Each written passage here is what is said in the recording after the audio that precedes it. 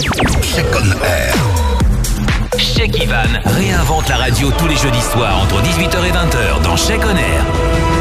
Nous sommes de retour dans les studios de l'avenue Chardy, dans l'environnement premium Check on Air. Je suis toujours en compagnie de Assalfo pour évoquer justement cet ouvrage biographique Magic System, le mystère premier Gaou, premier livre biographique dédié donc à la formation magique d'Anoumabo. On parcourt ensemble donc step by step les différents chapitres. On en était justement à la question du bœuf enterré et il y a une phrase, une citation d'Assalfo qui m'a beaucoup fait sourire. Il disait justement ceci: dans ce cas, Alpha Blondy qui a 30 ans de succès a enterré un ranch.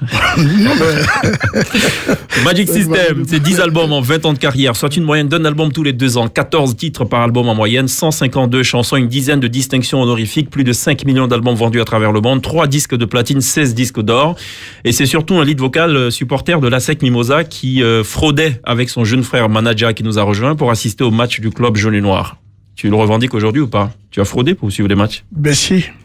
J'ai fraudé, même si c'est pas conseillé. Je n'avais pas les moyens. Mon amour était plus fort que mes moyens. D'accord. Donc, on allait au stade et jusqu'aujourd'hui, je sais pas si ces trous ont été bouchés. Oui. On avait la chance d'être très mince. Ouais. Donc, je faisais passer Manager en premier. C'est ça. Le souffre-douleur. Voilà. Et après, moi, je passais. Bon, retenez donc Assalfo et Manager étaient donc des fraudeurs. C'est ça. À l'époque, quoi. Bon, merci. Si ça peut vous aider, chers auditeurs. Ne faites pas comme nous, hein. Voici le titre Solidarité. On écoute juste un bout, on revient juste derrière.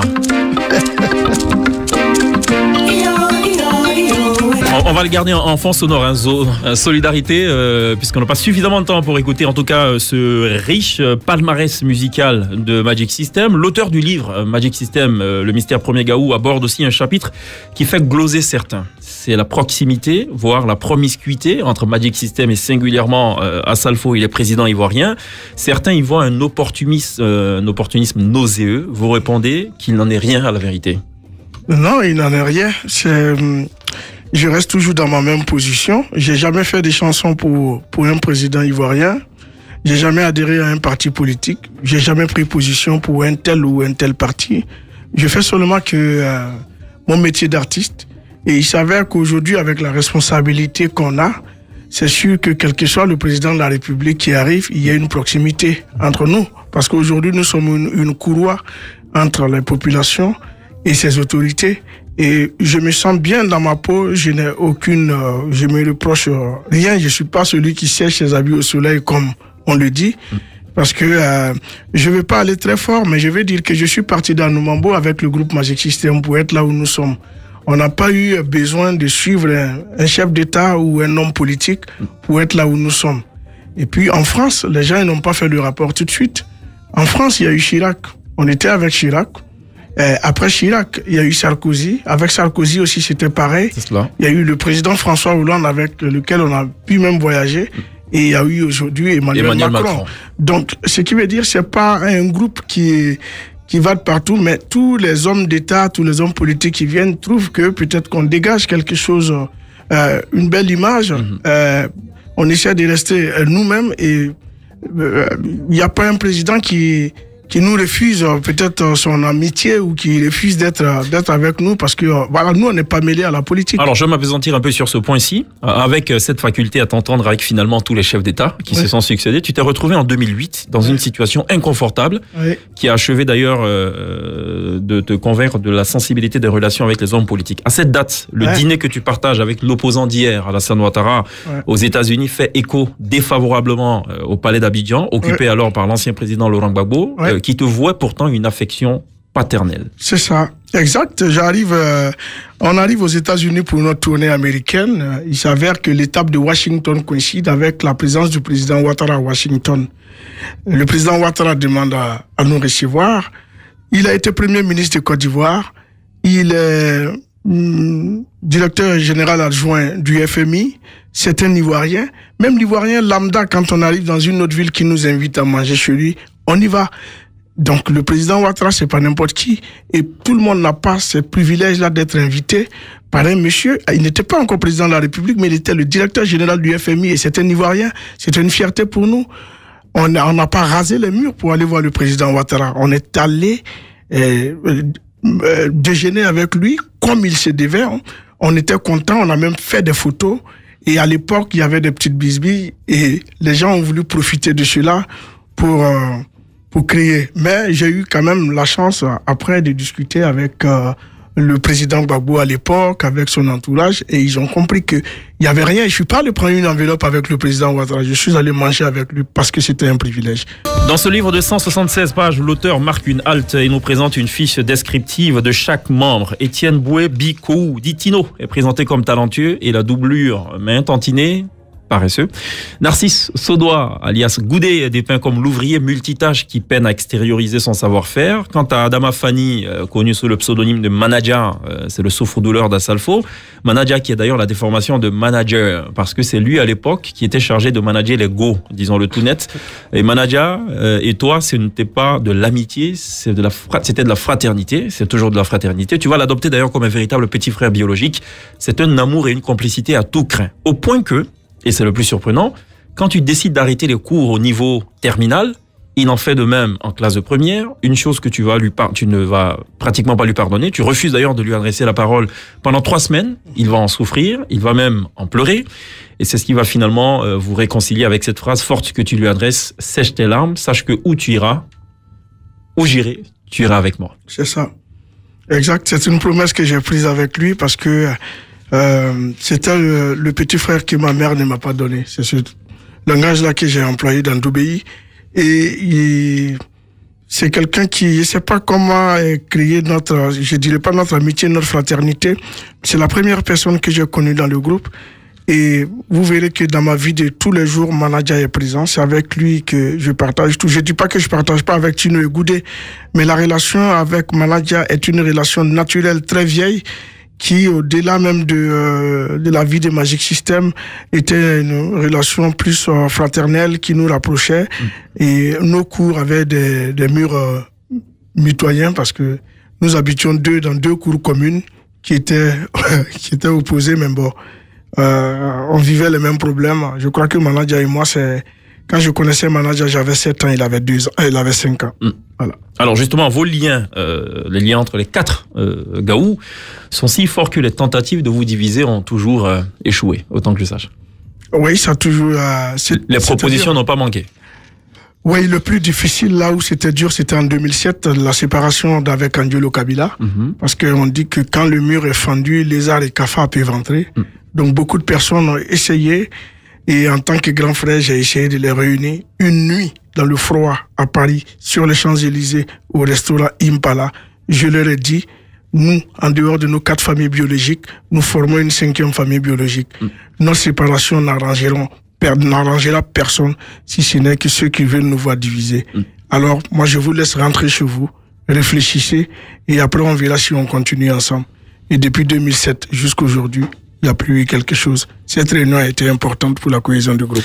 Il y a un fait avéré que relève l'auteur, c'est que vous ne parlez jamais de vos réalisations, des biens que vous possédez. C'est de la pudeur, c'est un sacerdoce de départ. C'est quoi, à la vérité? Non, ça ne sert à rien d'en parler. Moi, je connais des gens aujourd'hui qui cherchent peut-être 1000 francs pour manger. Des gens qui cherchent peut-être 10 000 francs pour scolariser leurs enfants. Ils n'en ont pas. Alors, il faut jouer dans l'humilité. Nos parents n'avaient pas ce que nous, on a aujourd'hui. Est-ce que ça vaut la peine de brandir ça? Non, cherchons plutôt à les aider que de brandir ce que nous avons.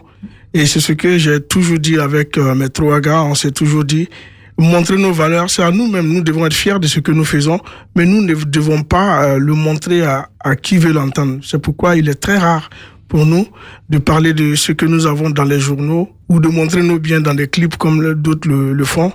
On reste ce que nous sommes, on porte toujours nos jeans dans nos mambos et nos t-shirts, ça n'enlève rien à notre personnalité. Est-ce qu'il y a un lien avec le titre Abou?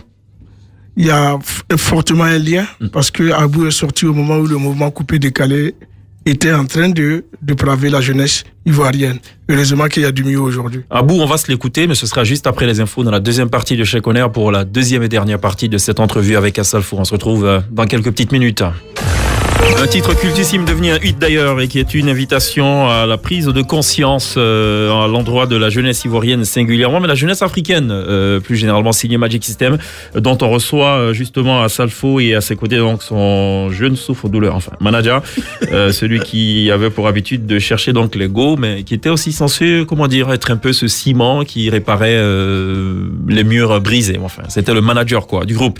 Alors s'il y a des réalisations, on parlait des réalisations dont vous parlez en revanche, avec beaucoup d'ailleurs même, j'ai envie de dire, de fierté, ce sont les actions sociales en général, mais c'est surtout le FEMUA, le Festival de la musique urbaine d'Anoumabo. Revenons un peu rapidement sur l'initiative même du FEMUA. Ça part de quoi? C'est quoi le déclic? Mais ça part d'un petit voyage en province française. On est dans la voiture, on traverse des villages.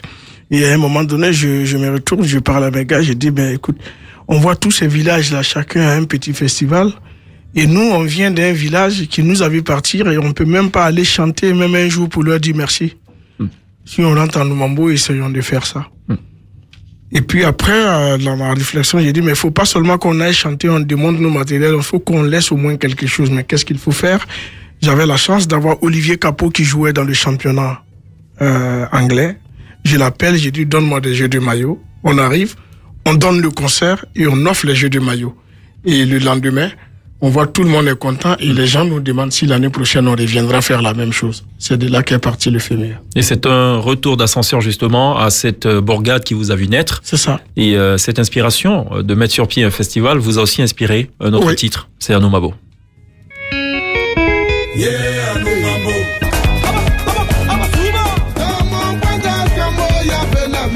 Dans mon pointage comme Moya, vous allez voir, enfin, on ne sait pas qui est Moya, mais je ne sais pas si on en parle dans ce livre, on va peut-être voir dans les chapitres qui suivent. En tout cas, fait révéler, mais pas surprenant dans ce livre biographique, c'est l'acceptation par Tino Goudé, et manager d'un leader, d'un aîné, et il ne trouve d'ailleurs aucun mal à s'éclipser pour laisser un Salfo au devant de la scène. Manager nous a rejoint justement. Comment cela s'explique-t-il? Ben moi, je dis que nous, à chaque fois quand j'ai le temps de le dire, moi je dis que le plus important pour nous, c'est d'avoir un gars comme Asalfo qui est un véritable bosseur, qui est toujours là à l'heure quand on doit aller dans un voyage. À l'heure CFA ou euro? Parce que Bernie en a parlé tout à l'heure. À l'heure euro même. D'accord. C'est pas parce qu'il est là que je le dis, parce qu'il y a des moments, nous autres, moi peut-être qu'il y a des périodes où j'ai failli baisser le bras, je me disais ouf. Je suis fatigué, mais quand je le regarde, lui, sur un concert qu'on a 25 chansons, le mec, il se tape 24 en lead, et toi, tu es derrière, tu dis tu es fatigué, c'est du n'importe quoi. Donc, au fur et à mesure que je voyais ça, je me disais, Dieu merci que on a Asalfo avec nous, parce que s'il n'était pas là, je ne pense pas que ce groupe-là allait durer. Alors, dans ce livre écrit par Guillaume Vergès, il y a un chapitre dénommé Asalfo et les Magic System. À la vérité, il reprend une formule qu'on entend le plus souvent, surtout dans les médias occidentaux. Comment vous le ressentez? Bon, moi, je me dis toujours que moi, ça ne me gêne pas. Hein. Puisque lui, il n'a jamais dit le groupe Asalfo. Il dit toujours Magic System. Et puis partout où il met pied, il s'arrange. Il fait tout pour qu'on soit à ses côtés. Et même quand on voyage, même quand le promoteur dit non, je peux payer que deux business class, il se bat pour connaître les 4 places. Absolument. Voilà. Et quand c'est compliqué, c'est Asalfo et Goudé. Ça c'est le droit d'aînesse. Mais moi, ça me gêne pas. D'accord. Voilà. Alors, Asalfo, 2 dates sombres sont à retenir dans le parcours du groupe. 24 avril 2016, Papa Wemba, 66 ans, s'écroule et rend l'âme sur la scène de la 10e édition du FEMUA, le festival initié par Magic System en reconnaissance au village natal d'Anoumabo. 2 mai 2016, soit une dizaine de jours après, une tragédie se produit. Pépito, 46 ans, chef d'orchestre, rend l'âme. On se demande en ce moment-là ce qui ne va pas. Oui, c'est la question que je me suis posée aussi. Qu'est-ce qui ne va pas? Qu'est-ce qui n'allait pas? Et après, on devient lucide et on se dit c'est des obstacles qu'on met sur votre chemin, sur vos épaules. C'est des expériences qu'on met sur votre route parce que on ne peut pas parler d'un homme qui a une histoire si ces obstacles-là n'ont pas jalonné. Ce n'est que la suite de ce que nous avons pu subir depuis Anoumabo jusque-là. Mais là, c'était de fortes émotions parce que c'était des pertes en vie humaine et pas n'importe qui. Le roi de la rumba congolaise. Quelqu'un dont la musique a bercé même nos parents, qui vient mourir dans nos mains. Et après, on s'est dit, on devient philosophe tout de suite. On s'est dit, est-ce que ce n'est pas une transmission? Parce que cette personne n'est pas venue mourir chez soi comme ça. Cette personne est venue partager. Cette personne est venue dans un élan de solidarité. Il est mort en partageant. Et comme s'il savait, il avait garanti cela dans un bouquin, dans un testament, où il disait qu'il allait partir un jour. Et le jour de son concert avant sa mort, il me dit, le feu Mia va aller très loin. Ben, cette personne, c'était une passation. Même si elle a été violente, aujourd'hui, quand on fait un rapport par rapport à ça, je crois que Papa Wemba est venu nous passer un message. C'était le flambeau qu'il voulait passer. Alors, ce livre se referme en prière et en amour, surtout. L'auteur a recueilli le témoignage de celle qui partage ta vie depuis 22 ans. Hélène Aka dit Moya. D'ailleurs, j'apprends personnellement. Je savais que Manaja, son job, c'était d'aller draguer les filles pour les membres du groupe, mais je savais pas que tu étais grand séducteur. Ouais. D'ailleurs, je vais lire ce passage de la page 68 où elle dit, d'abord, la première fois que j'ai vu Salif, c'était lors d'une soirée Wayor. J'ai profité de l'un de leurs intermèdes musicaux pour m'approcher de lui et savoir s'ils allaient continuer à chanter ou pas. Et à partir de ce contact anodin de jeunes filles innocentes, le Gaou magicien trouvera la parade pour transformer l'essai en une opportunité de drague. Ça, c'est l'auteur qui le dit. Pour ce faire, il n'y va pas avec le dos de la cuillère. Les intentions sont fermées direct. À la fin de leur animation, il demande à l'adolescente, elle n'avait que 17 ans à l'époque, est-ce qu'on peut parler de détournement de mineurs? Bon, enfin, on en reparle peut-être une autre fois. Ouais. Elle demande, à la fin de leur animation, donc il demande si elle a une personne dans sa vie. Et voici ce qu'elle lui répondra. Elle dit, oui, j'ai une personne dans ma vie du nom de Jésus. Surpris, mais pas désarmé pour autant. Il joue son va-tout. Ton Jésus accepterait-il d'avoir un rival comme moi, réplique-t-il. Ce à quoi elle l'interjectera en ces termes. Mieux vaut ne pas avoir Jésus comme rival. Et puis bon, la suite, on la connaît. Il y a eu beaucoup d'enfants entre-temps. Beaucoup d'enfants en temps. Vous êtes tous des pères de famille. Hein. Oui. Manaja, je crois qu'il y en a 3. Ouais, non, j'ai 3 à Paris et 3 ici à Abidjan. Ah, ça fait 6. Ouais. Ah, va falloir que j'actualise quand même mes données. C'est un Djoula, ça fait partie des critères. D'accord, ok. À Salfo, on a 4. J'en ai 4. Tino. Tino aussi, en a 4. Et puis Goudé. Goudé en a 3. Je crois que quand on fait le total de nos enfants, on doit être à 20. Ouais. D'accord, ça fait les 20 ans de Magic System. C'est les 20 ans. Donc, 20 ans, 20 enfants. Donc dans 40 ans. 40 enfants. Bon. Si on a encore la force avec la tournée qui nous fatigue là. Alors, tiens, il y a beaucoup de préjugés quand même. On se dit, écoutez, Magic System, ils sont pas reconnaissants. Magic System, ils sont guindés, ils font ci, ils font ça et tout. Et puis, on a tenté quand même de joindre, d'être en fait le reflet de ce qui se dit dans le livre. Ouais. Et Guillaume Vergès a pu recueillir donc l'avis de Moya, qui partage l'avis d'Assalfo. Elle va parler justement au nom des 4 femmes finalement. Voici ce qu'elle dit et c'est assez poignant. Mais moi, d'un côté, je suis contente, c'est-à-dire je suis heureuse que tout le monde puisse, on va dire, à travers ce livre, connaître l'histoire de Magic System. Voilà, parce qu'il y a des gens, en fait, qui peuvent les voir de loin et tout, qui peuvent apporter des jugements sans véritablement les connaître. À partir de ce livre, les gens auront une meilleure approche de Magic System. Et moi, à côté de ça aussi, je voudrais les encourager à rester tels qu'ils sont. Ce qui les a beaucoup aidés, c'est leur humilité. C'est leur esprit d'équipe, c'est cette familiarité-là, c'est-à-dire que cette fraternité qu'il y a entre eux. Ils n'ont pas su se séparer, ils se sont toujours aimés, c'est-à-dire que l'amour a toujours pris le dessus. Voilà, même dans le travail et tout. Et c'est quelque chose qui a su les porter, qui restent comme ils sont. Et en fait, encore ce que je voudrais leur dire, c'est-à-dire que je voudrais les encourager à vraiment s'attacher véritablement à Dieu dans tout ce qu'ils font. Voilà, c'est-à-dire de mettre Dieu au devant de tout ce qu'ils font. C'est-à-dire que lorsque nous sommes en train de bâtir quelque chose, si Dieu ne bâtit pas avec nous, tout ce qu'on fait est en vain. Et jusqu'au jour d'aujourd'hui, pour certaines personnes, des ignares se diront en fait que ils sont passés par des choses impures, qu'ils ont fait des choses occultes. Mais seul Dieu connaît le cœur de tous. Seul Dieu sait ce qu'il fait pour chacun. Et quand Dieu bénit, il bénit en abondance. Et nous savons très bien, c'est-à-dire pour ceux qui les connaissent de près, savent très bien que c'est Dieu qui a la main sur eux. Donc ils restent soumis à ce Dieu. Moi, c'est vraiment ce que je voudrais leur dire. Restez attachés à Dieu. Peu importe les circonstances qui se placeront devant vous, restez attachés à Dieu. Et puis moi, qu'est-ce que je peux vous dire de plus? Que je les aime tout simplement et que j'ai beaucoup d'admiration pour eux. Voilà, que je les respecte de jour en jour, j'apprends encore de plus en plus et tout. Et le livre encore qui s'est présenté à nous, c'est vraiment l'apothéose, quoi. Donc, en tout cas, chapeau bas. Et voilà. Merci, Pasteur Mouya. Enfin, non, c'est pas Pasteur, c'est Madame Traoré. On va conclure juste après la pub. On marque une pause et puis on revient juste après la pub pour la conclusion de cette entrevue. Je vais vous poser une colle, messieurs. Manager, d'après toi, qu'est-ce qui n'a pas été dit dans ce bouquin? Waouh. Bon, je vais laisser. C'est vrai que dans un livre biographique, on dit beaucoup de choses, mais on dit pas tout, c'est clair. Pour moi, non, je sais pas. C'est une colle qui me fatigue un peu. Peut-être que il n'a pas